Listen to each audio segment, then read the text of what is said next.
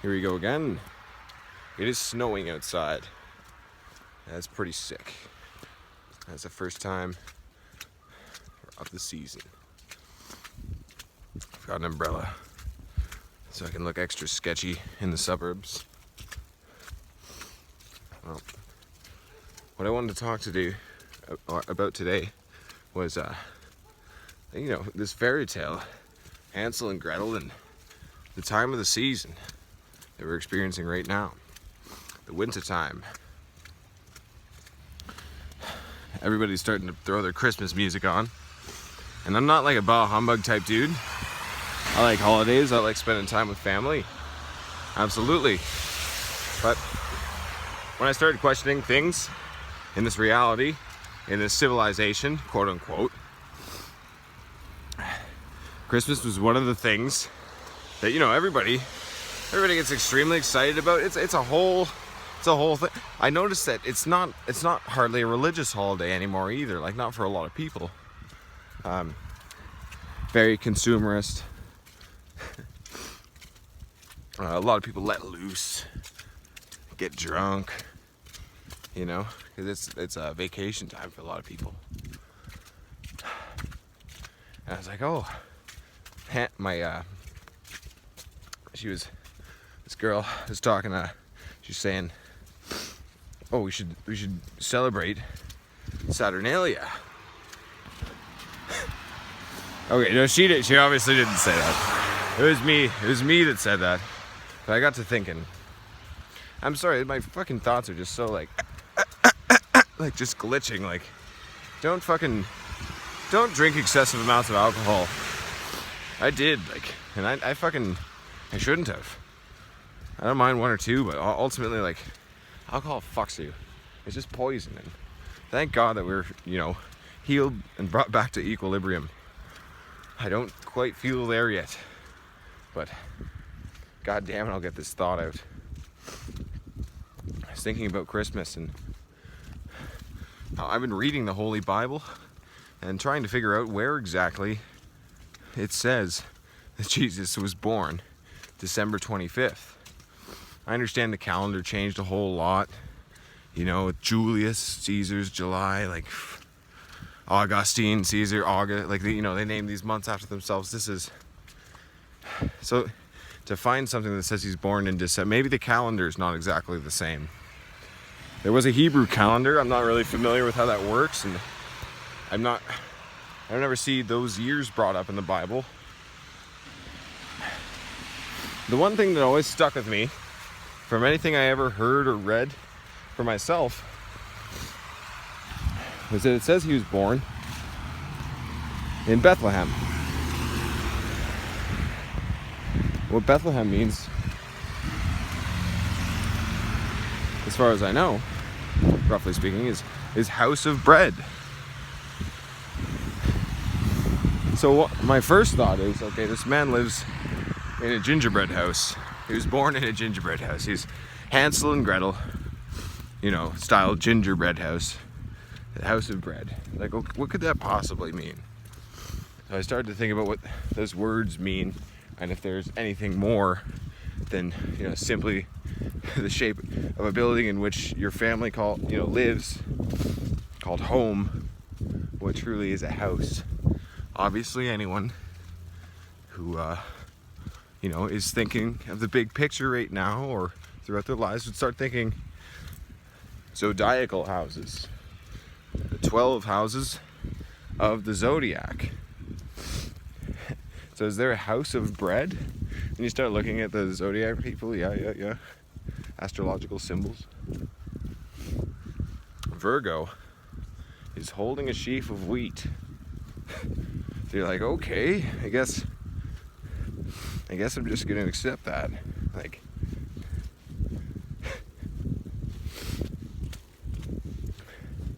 It's so interesting.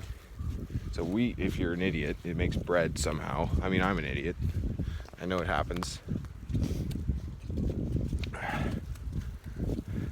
Is that to say that Jesus was born in Virgo? There's a lot in the Bible that I think about as well. Like, I know New Year's was not always considered December 31st to January 1st. Not in our society. Not in European pagan societies, pre-Christian. New Year's was celebrated the beginning of spring. I often wonder if the Easter rabbit is, that's the symbol of the fertility of spring. Like, everybody is talking about the rebirth, the man who died and was resurrected. And that might be very symbolic of the year itself. The year, the seasons, everything dies in the winter, comes back in the spring. I don't think it's a great idea to boil it down to just that, but there's definitely some metaphor in there.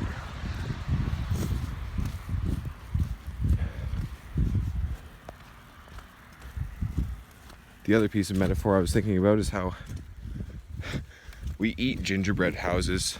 We eat houses of bread at Christmas time. Is that to say that Christmas or Saturnalia has, usurped the actual celebration of Jesus Christ's birthday, which should be celebrated in September? What happens in September?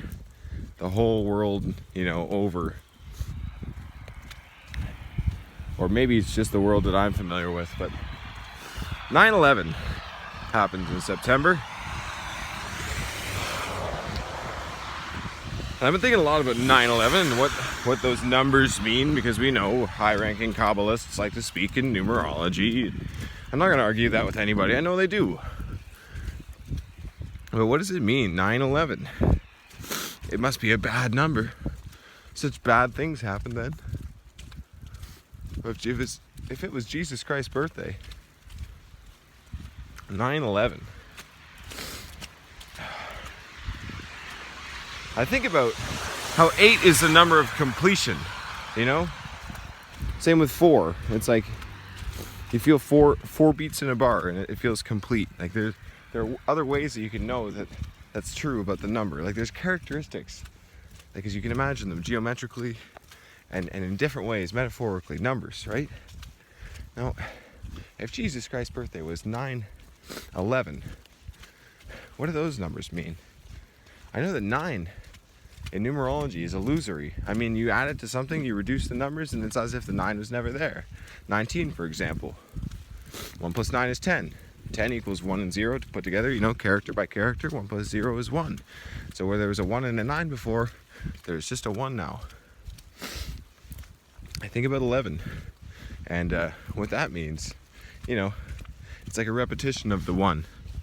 There's 1 and there's another 1 on, like, the next level, the next tier. The 10 column.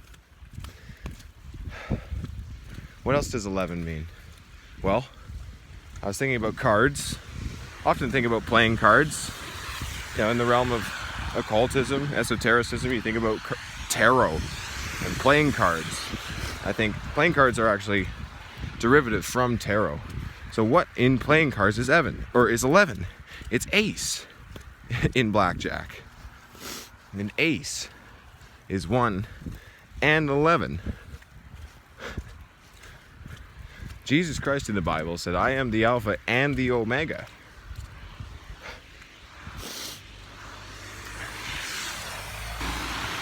Really interesting stuff.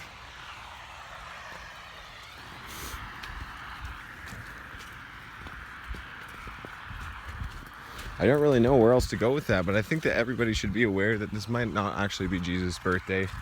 So don't get in a huge hubbub about your whole, like, letting loose mentality and, stay strictly religious. Because if you were truly strictly religious, you'd probably have read the damn book.